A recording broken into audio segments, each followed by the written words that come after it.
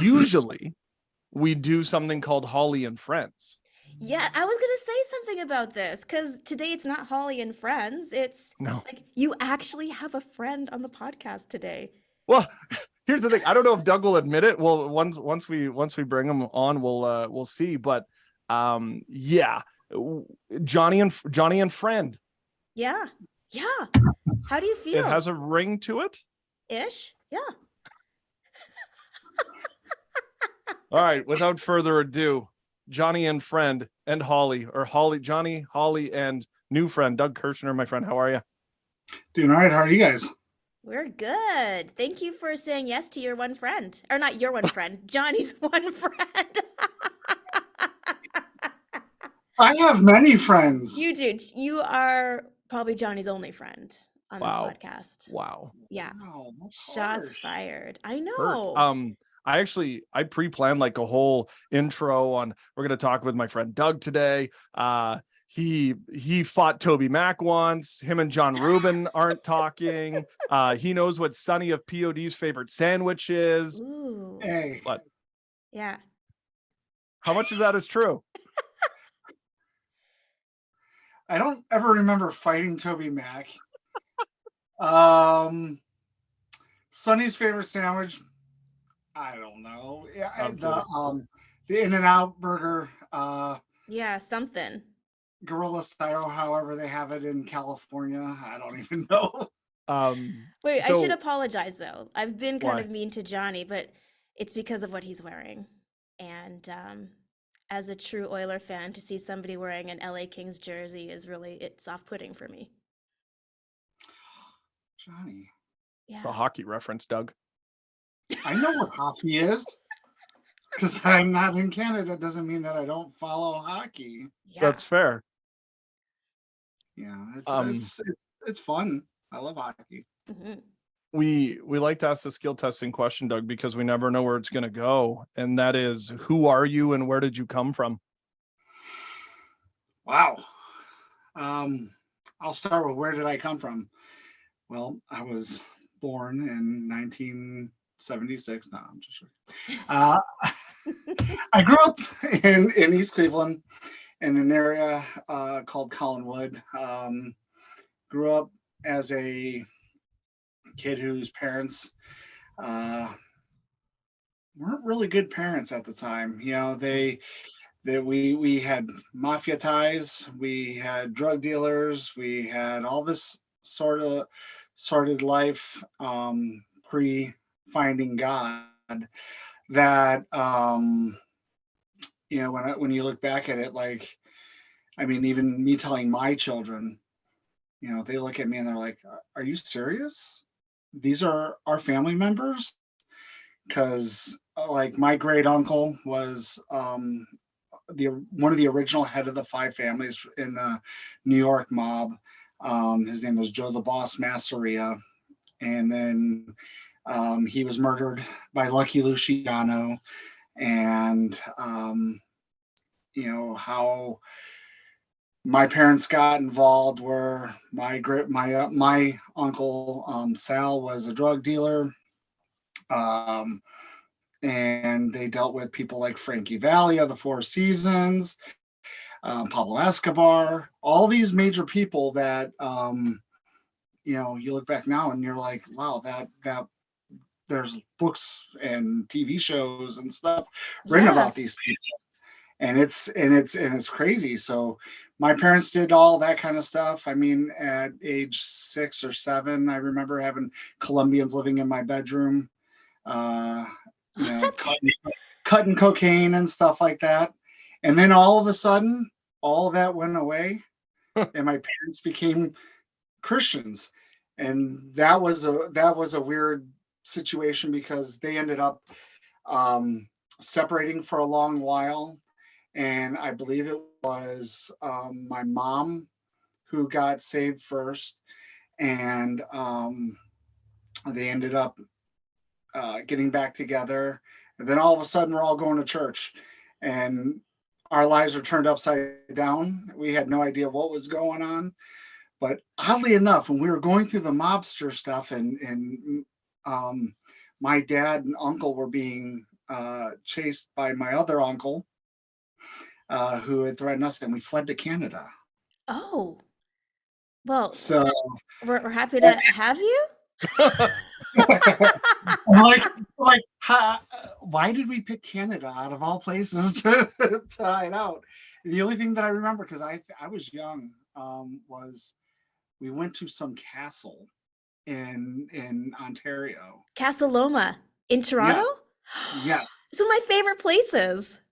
And then I remember a restaurant that served chicken and ribs that was shaped like a UFO. That's all I remember. That's from that amazing. time. Wow. So how I got here, it's many roads, many turns, twists, and forks that led me to being a husband, a father, a probation officer, a former concert promoter, band manager, record label owner, and it's just been crazy. Wow. Do you, I mean, like the start of your life is so wild. Like, are you going to write a book about your life at some point? Everybody tells me that I should write a book, Yes. but I don't have I'm ADHD filled, so I don't have Best the books. opportunity to sit down and type and put down all my thoughts and all this stuff in order. So if anybody out there is a ghostwriter Yeah. and interested, I'm down. But it's one of those things where I still don't understand how I went through college, but that's a whole nother end. Yeah. But So let's your parents come to faith. They're, you're kind of finding your way through it. And Holly and I love to ask this question: when did their faith become your faith? Mhm. When was it your own? to be honest, I think in the way that I remember it, and the way that my mom used to tell it, I actually came to faith before anybody. Hmm. Because, you grow up Italian, you grow up in the situation that we grew up in. I was going to Catholic school, and while all this craziness of guns and drugs and stuff is all around us, I'm actually writing Bible books about Paul and about Timothy. And my mom specifically remembers one day that I was sitting and just drawing out this thing, and she on this paper, and she goes, "What are you writing?" And I said something about Paul and about how he suffered through being in prison. And mind you, I'm like 5, 6 years old. And when they became Christians, I mean, yeah, we obviously left the Catholic Church, but I started grounding myself in my own faith, because I firmly believe that my parents, their salvation wasn't my salvation. That there's no way that could have been. Mhm. So I think probably by my early teenage life, I started coming into my own. I started making major decisions that would affect the rest of my life about Christianity and where I sat with God. You were the cycle breaker in your family. That's a pretty incredible place to be. I mean, I guess I never looked at it like that, but um, it's yeah. To me, I pretty much forged my own path Yeah. in a lot of ways. So, Was there ever the temptation to go into a mafia life?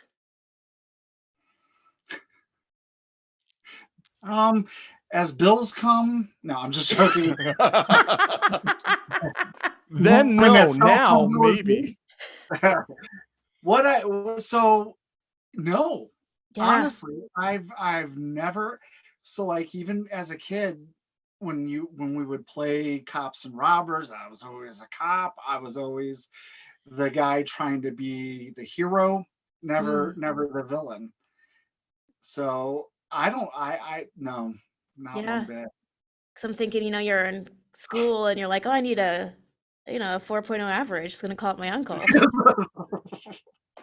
Well, in all fairness, I didn't get my GED until I was 35 years old. So it would have been kind of hard to do at 35 years old to go up to, when you go to college and you're like, hey, professor, I need to talk to you. My grade's kind of lacking there. Yeah. Do you like your grade? I'm just joking. So you have this faith, and I like one of the things that I know about you is that, and you had mentioned, being a part of the music industry, record label, and band manager. How did that come to fruition? Yeah. All by accident, honestly. So I was in a Christian school. I had gotten kicked out. My parents decided to try to help me homeschool me. So there was a lot of time on my hands because my dad worked midnight shift and he was the one that was teaching me.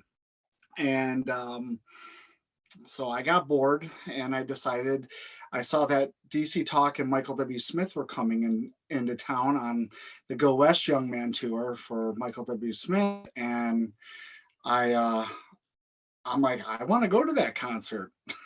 Yeah. So I jokingly, not jokingly, I called the record company, told them I worked for this local Christian music magazine, which I didn't. Mind you, I was probably about 13 years old. And I asked them if I could do an interview with DC Talk. They said yes. And 2 weeks later, I get a phone call from some guy named John Digman, who actually owned the Christian Music magazine, and said, "Yeah, so you're a writer for us? That's what you told. That's what you told Forefront Records." And I said, "Well," and he goes, "So you're going to be a writer for us. I'm going to let you do the interview. I got it all set up. You're going to go." And I went with this local Christian DJ at the time. His name was John Palmer. And we ended up going and interviewing Toby, Michael, and Kevin, and then going to have pizza with Michael W. Smith and Toby and Michael. Amazing. You got an interview we would just faint over. Like, Yeah. what? and, and, and, 13. well, and that's what, so I'll say this. When Toby, Michael, and Kevin were sitting there, they're like, how old are you? And I remember some of them, and they're like they didn't take it seriously at first, but then the questions that I asked were they really loved the questions because it was so out of the box and so not your typical radio or magazine questions. It's what a normal fan would ask, and then they actually thought it was the coolest thing ever. And I actually got to know them a little bit and spent some time with them. So that spawned an almost 30-year career in music. Wow.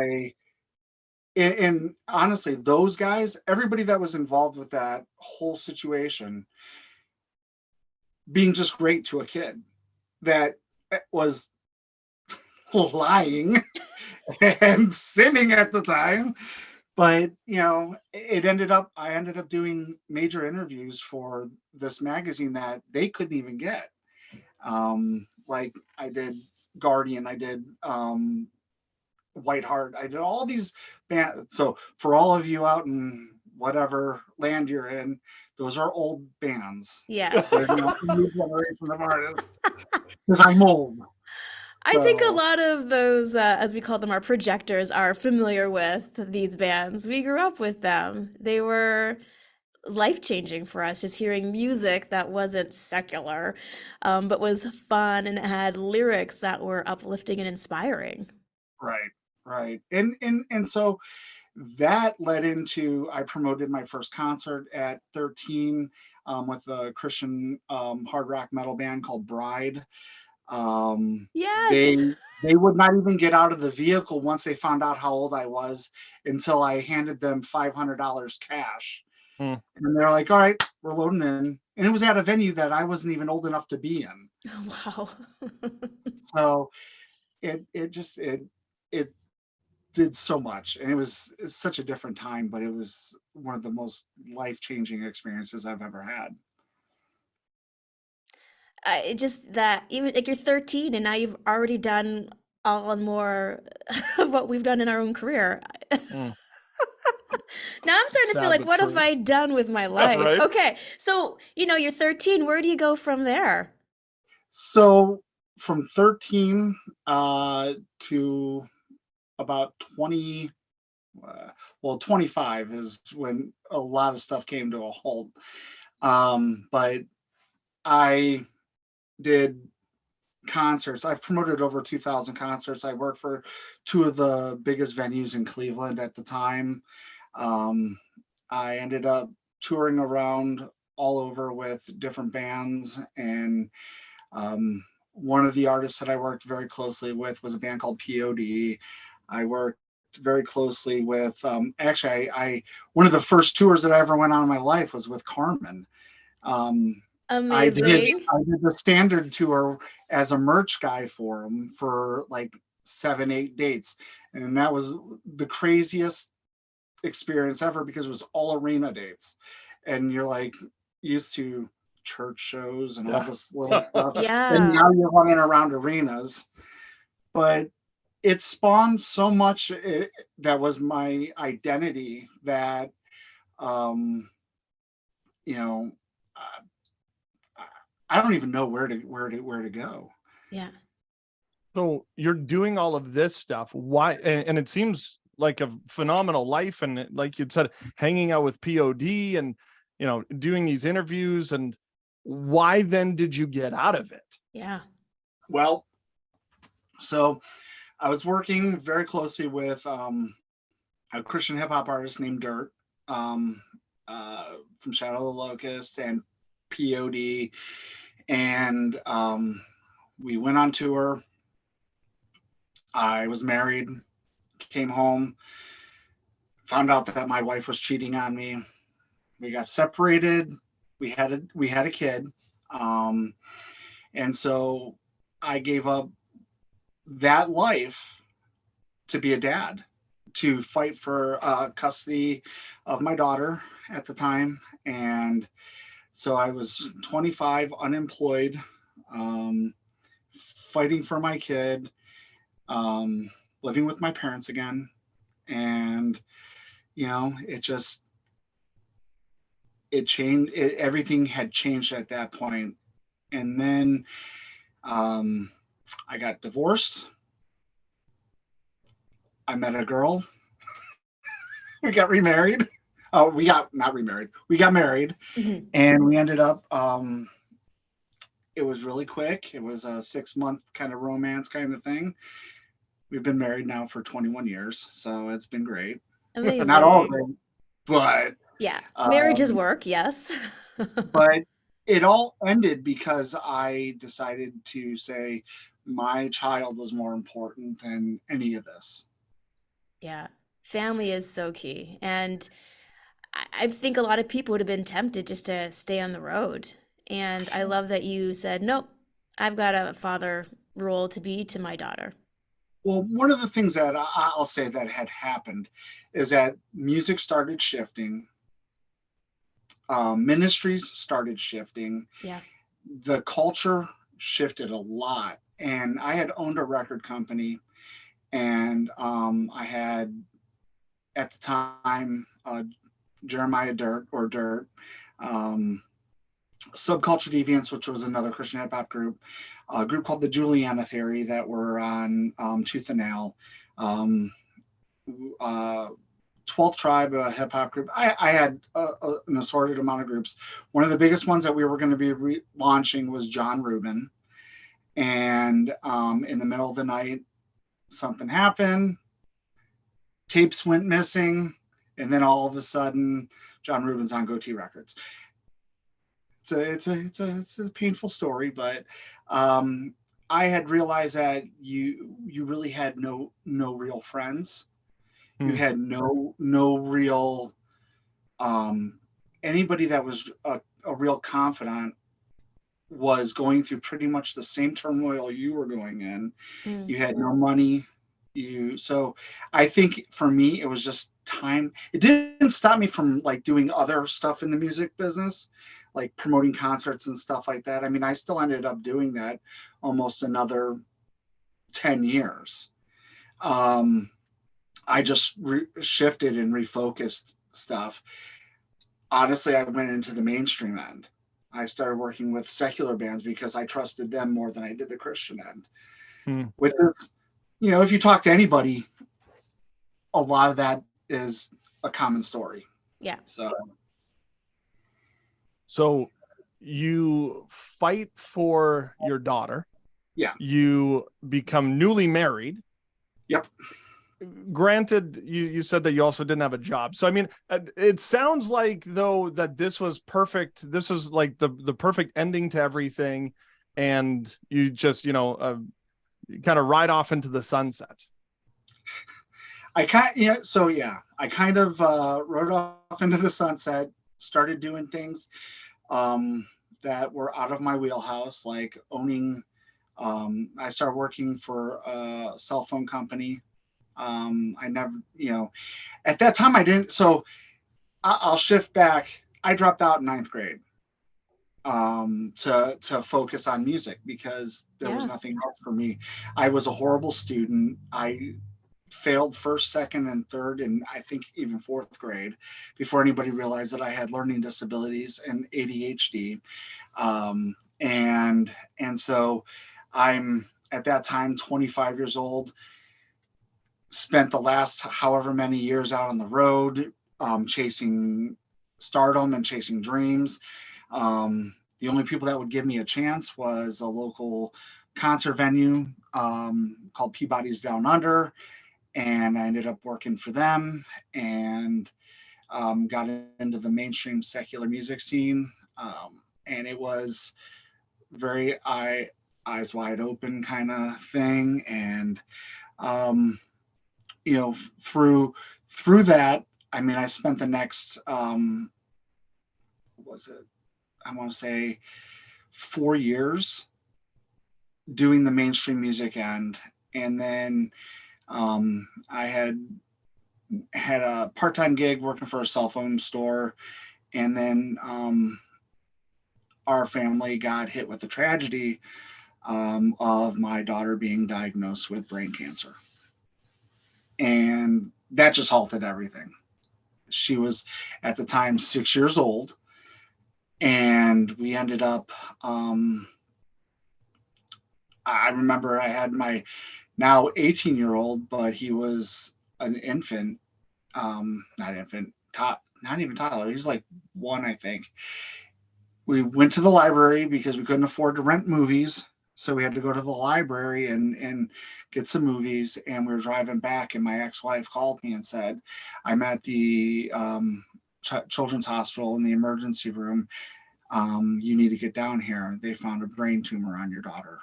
And that's how the next 6 years of my life started moving. So it was a crazy scenario. 6 years. Oh my goodness. Walking through that journey, were you grateful you had shifted out of the music industry to be with her more? So I honestly was still foot in, foot out. I was still managing some artists. Actually, I had a big tour going on at that time, and I was working from home, and I just called them and I said, guys, you're gonna have to handle it yourselves.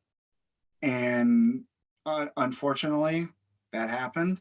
But I again dropped everything and I took care of my kid. I don't think I left the hospital. She went in September, and I didn't leave the hospital until November, maybe 1 or 2 times. So she's diagnosed with this. Was there she can beat it, or was it terminal? What was the diagnosis? So with that, so originally we started, we fought with her pediatrician for about 9 months because she started having major nosebleeds. and headaches and throwing up. And my aunt, who at the time was a 20-year pediatric nurse, and she said, she goes, Dougie, I think Skylar might have a brain tumor. Every time we took her to the pediatrician said, there's nothing wrong. There's nothing wrong. It's all just up here. It's all in her mind. Finally, we had met with a neurologist. The neurologist said, it's because she's the new sister. She's got to play second fiddle to your new baby and all this kind of stuff. And we literally just fought. And so the day that I got the call from my ex-wife, the next day we were in the hospital. They were doing emergency surgery. The tumor ended up being the size of a navel orange in the back of her head. Oh, and imagine that in a 6-year-old's head. I remember the neurologist, and he's one of the top of the line neurosurgeons in the country. He came out of that OR room and he looked at me, and he had rage in his face, like, how did it get this bad? And we explained, and he was furious. He said if she did not come in when she did, that she probably would have died within a week to a month, because the pressure was just that bad. And so she was in a coma from the day of the surgery to I want to say the beginning of November. So she was in a coma for months, because it was like September 6th or something like that to November. And the night, we never knew if they told us that she could possibly be paralyzed from the left side. And she would maybe never talk again. So the one night I'm just in the hospital, and it was like the middle of the night, and the nurses kept on having to come and give her, Tylenol with codeine and stuff to make her comfortable. Mind you, she's still in a coma.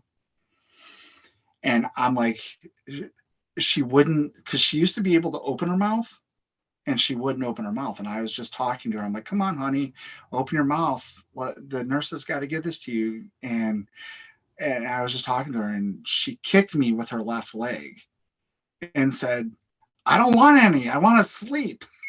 And I did cartwheels down the hallway in the pediatric NICU.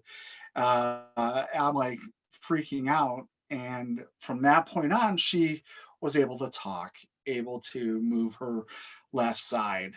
But no one knew, because we hadn't gone through radiation or any of that kind of stuff yet. But the prognosis was good because she woke up. Yeah. So, Over the next 6 years, how does a family function knowing that your daughter is still struggling? the first year, it was learning how to walk, learning how to talk, learning how to eat. All that stuff that she learned as an infant to toddler, she had to learn all over again. She used to make fun of herself because she walked like a penguin. Aw. But us as a family, I think it brought us closer. She had a stepmom and her mom, and it kind of, like, for that moment in time, it was whatever we needed to do to get her back to where she needs to be. So for 6 years, it's actually 5 years, we went on with doctor visits pretty much once a week, all this stuff, until she went into remission 4 years after her first surgery. And then we were on the tail end of her being in remission. And once you go into remission with brain cancer as a kid, you end up going and saying, you have to do MRIs. I think it was like for her, it was once every, I think 3 months, and then it went to 6 months. And then we were on the last one for a year. They found something. And this to me, I've told this story a million times, but it's one of the hardest stories to tell because we're sitting in this little hospital, doctor's office, with her, with my daughter Skylar, her mom, my wife, the doctor, the nurse practitioner, and a neurologist. And all the doctor said is that we found something on the MRI. We're not concerned yet, but so this was October. He goes, we're not concerned yet, but we are going to watch it. So we want you back here in December to see if what we found grows.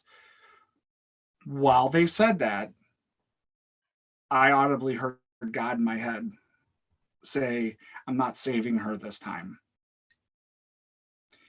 And so you get to that point, and I'm like, did I hear what I just heard? So we get in the car. My daughter went with her mother to her house. And I looked at my wife and I said, God just spoke to me and said he's not going to save her this time. And of course, everybody's like, oh, come on now. And I said, I've prayed my whole life. I've thought I've heard the voice of God. I thought that God's given me wisdom and stuff, but I go, this was audible. This was real. So I told my wife, but I said, let's wait and see what the doctors say in December. So we called family. Family is freaking out, because we all have just walked through one of the biggest valleys. Now we're going back into that valley. We were so excited that this was the last MRI, and here we go again. So December comes around, we go for an MRI. They say it grew, but they're not sure what it is. So they want to do a biopsy, which means they have to cut open her head again. And so they scheduled that for January 3rd. And so we prepared throughout that whole time to, have Christmas and all that kind of stuff. And we ended up going, and we ended up being in the hospital for like 7 days, which was way shorter than the last time she had her head cut open for them to do the biopsy. So the doctors came back after the surgery. They're like, it looks like what they call radiation necrosis, and not to be worried, but they're sending it off to pathology. We should know something within 2 days. 7 days later, we're still not getting any word, and we're sitting in our hospital room. And you have a kid who's 11 years old who is like, this is boring. I want to go home. I want to go back to school. I want to go play with my friends, whatever. So I decided to jump on her bed and act like a gorilla and making her laugh. And the nurse practitioner stood there, and I didn't see her at first, and I could see her crying when I noticed her. We're really close. So the nurse practitioner walks in and she goes, can I talk to you? And I said, sure. And she goes, she's got stage 3, stage 4, if I can remember how to pronounce, astrocytoma glioma. There's no cure. And I said, what do you mean there's no cure? They say it's a radiation-based brain tumor that there is no cure for it yet. And I said, so what does that mean? She goes, I honestly don't know at this time. We want to do X, Y, and Z, and let's just fight it. And so I'm like, we were up for the challenge before. We'll do this challenge. She ended up a few months later, the doctor said to us, I'm going to tell you that we're going to give her 12 to 18 months. So you need to prepare your lives. Meanwhile, I go back to my initial, God told me I'm not going to save her. And it snowballed through that whole scenario. I had at that time was owning a chain of cell phone stores. I closed every single store. Our lives stopped, and we said, whatever we built, we can rebuild. We're going to take this year or 18 months, and we're just going to spend it however we can with her. So we ended up taking a 3-month tour, or not 3-month, 3-week tour of the South, going down to Disney World because that's where she wanted to go. And it just life as we knew it, because at that time we had my now 18-year-old, and we had he was not even a year old yet when she was diagnosed with brain cancer. Her other brother, Mason. So we had Mason and Eli, and Mason and Ian, and we jumped in a van and went traveling down to Disney, which I don't want parents to ever do, especially for 3 weeks. It was long. Yeah. And it turned out to be an actual tour of hospitals because she needed blood transfusions and platelet transfusions. And when you think of a 11, 12-year-old kid going through what some adults can't even handle. Yeah. And she handled it like a trooper. Like, she's like, I'm not missing Disney. We're going. I'll just go get my platelets at nighttime, and we'll go back the next day. I'm like, whatever you want to do. It's your trip. So Wow. So that happened, but so everything took a turn. So that was April and May, and then by the time we came back, she got out of school, and she was already basically confined to a wheelchair. And then things progressively got worse, and she ended up. We didn't know what to do. We didn't know where to have her because we're a split family, right? So hospice and palliative care asked her, what is it that you want? Where do you want to be? Do you want to be in the hospital? We can set you up with a cool room. Do you want to go to hospice? Do you want? And she goes, no, I want to go to my grandma's house, but I want my dad to take care of me because he's always taking care of me. And I revert back to when I fought for her to have her. And I said, are you sure you want me to take care of you? And she goes, you've always been the one. You've always taken care of me. So I'm like, okay, whatever. We'll figure it out. My family's over here. My parents live over here. Her mom lives in Cleveland. Her mom lived about 40 minutes away from us. So she wasn't that happy, but I told her, do what you need to do. Come here whenever you want to. But this is what she wants. So it got to a point where she was bedridden and she couldn't do anything. And so it's like taking care of a baby again.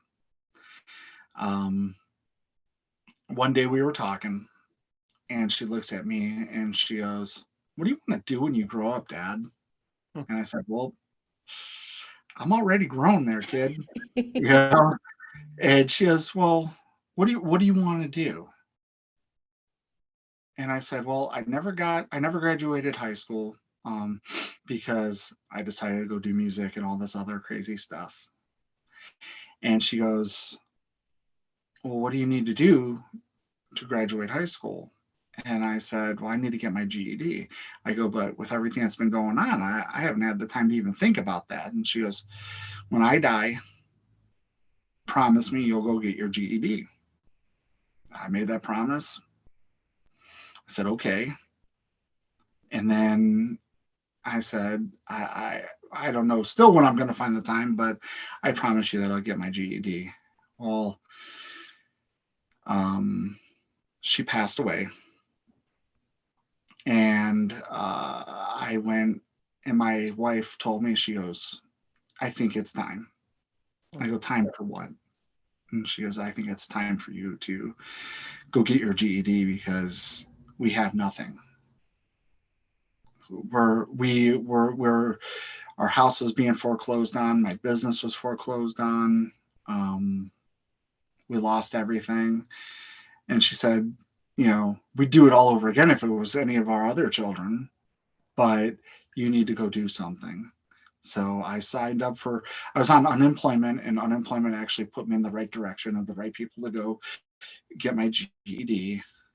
And I ended up, from January to July, I studied and got my GED. So I fulfilled that promise, which was tough, being 30-some-year-old guy going through what most kids get to go through for 12 years of school. And then, Yeah. It was just a crazy experience. No kidding. Honestly, your daughter just sounds like such a brave fighter, an incredible young girl. Oh, she by far braver than anybody that I know. Yeah. In the midst of everything that you're going through, and this is part of the reason why Holly and I do this, it's the Why Me project, where you ask God in those hills and valleys of life, God, why me? Why are you using me in this way? Or why do I have to go through this? Hearing your story, can you pinpoint a moment where you had asked God that question, God, why me? Well, a week or so before my daughter died, I was fighting with myself in the bathroom, which sounds really bad, but I'm staying at my parents' house. I'm so frustrated. I'm so angry. And I'm having a conversation like I am now, talking. And I'm just like, God, this makes no sense. You saved her, and yet here we are. We're going through it again. And we know there's an end now. We know that this is, and so I'm just yelling. I'm mad. I'm cussing at God. I'm mad. And I heard a voice again, and he said, I didn't save my own son. Oh. Her life cannot be fulfilled until she passes. Now, I didn't understand what that meant until a year or so later. But I walk out of the bathroom. My mom's sitting on the couch in their living room. She goes, did you get your answer? And I'm like, what do you mean did I get my answer? She goes, I heard. She actually heard what was said and what was said back. And I'm like, yeah, I still don't agree with it, but I don't understand it, and I don't care to at this moment. But my daughter, her life could not be fulfilled until she passed. What I found out that meant was she had touched so many people that I didn't even know. And my mom used to say when she was a little baby and a little kid, that she would just have her in the grocery store in a cart, and my daughter would just smile at everybody, and she would just make some of the coldest looking people smile because she was just that cute. It's all me. But she ended up, I find out from a bunch of her friends from school that I didn't even know of, that they were going to her grave on her anniversary of her death. And they were, and mind you, where she's buried versus where we live is about 35, 40 minutes away. Hmm. And so these kids were having their parents take them. And then, Facebook started to become a thing, and MySpace was not. And these kids were contacting me. So I got to share with who Skylar was with them, who she was, as she loved God. I mean, there was never a time that she didn't pray. There wasn't a time that she didn't listen to Christian music, except for that evil Justin Bieber character. Um, and she she just exuded somebody that the church talks about, living the life, living it outright. And so through her death, through my promise to her to go get my GED, I went into the police academy. Um, that's a sore subject, but I was old, and I was 10 years older than most of the guys in the police academy. So when I got out of that, I ended up going into college, only because the program that I did with my GED, there was a program that the college, Kent State University, had a deal worked out with. And so I ended up going for a week boot camp. And I guess I ended up signing up for college and all this other stuff that I didn't even know that I did. So I went to college, and I became good at it, and didn't know what I was doing, didn't know why I was doing it.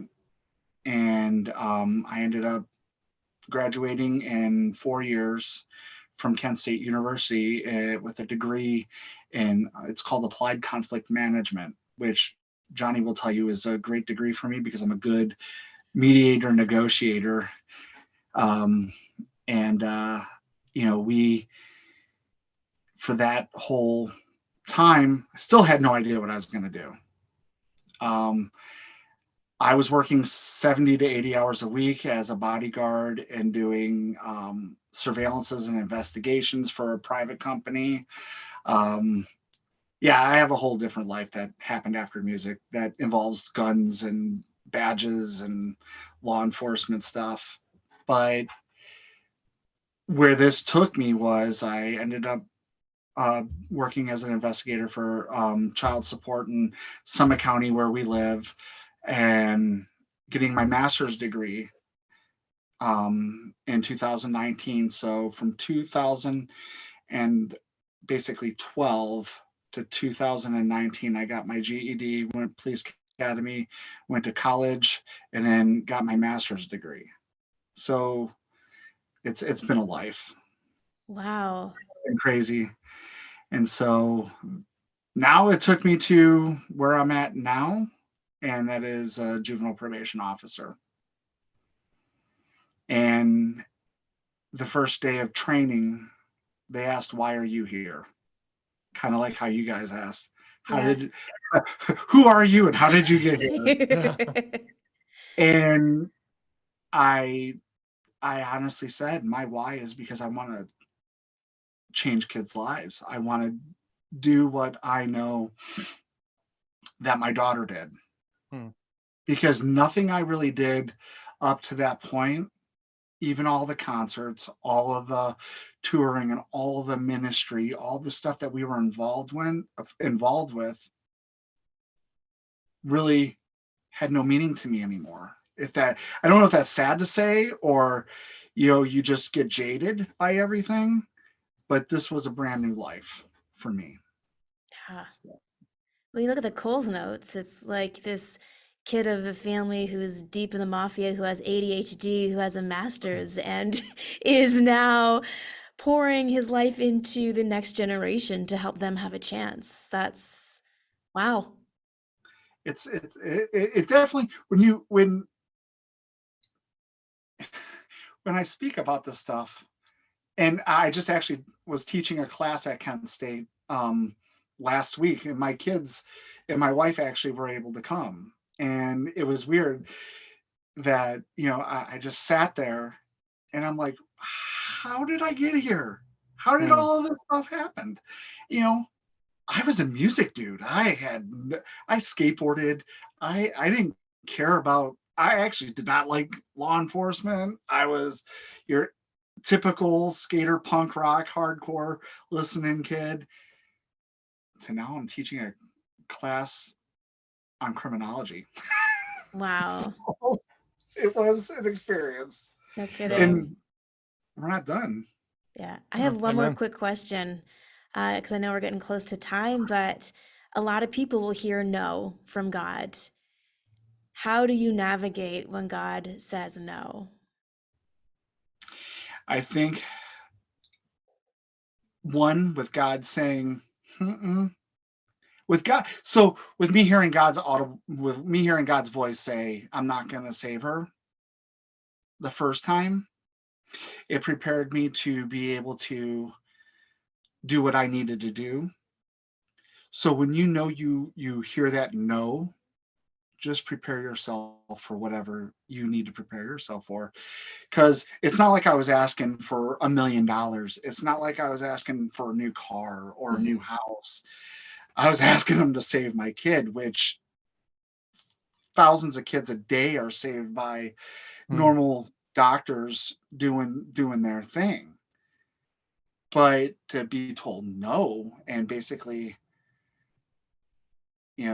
prepare yourself, that for me, if she would have probably died in any other way, like maybe a car accident or something like tragic like that, I think it would I would have been destroyed.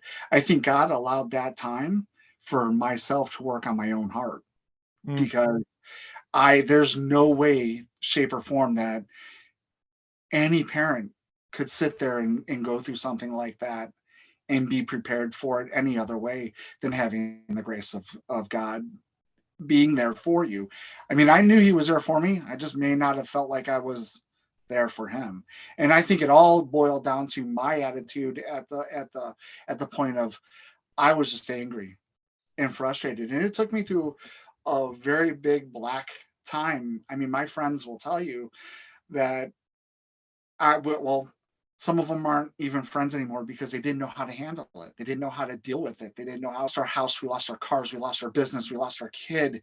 And then amongst that, we lost our church. Our church imploded that we were going to for 3 years. And we were very close with everybody. And pastors moved to Texas and no one stayed in touch. And it was all gone. Everything. So we were in the midst of a rebuild, and for our family, for our spiritual health, and for just pretty much every aspect of our life at that time. So when you Yeah. hear no, just take it Hmm. and run with it. You have an incredible story of frustration, but hard work and dedication and love and family. We appreciate you so much for sharing the beautiful story of Skylar. Mhm. Despite the fact that you hung out with POD, we know the Imperials are your favorite at DFresh1976 on the Insta. Doug, my friend, this has been incredible, and I appreciate you so much. Mm. I appreciate you guys having me on to talk about one of the greatest people in my life, which was my daughter. Well, if you enjoyed what you heard today, like, subscribe, and check out more of our YouTube videos. Don't forget to follow us on all the socials: Facebook, Instagram, Twitter, and faithstrongtoday.com.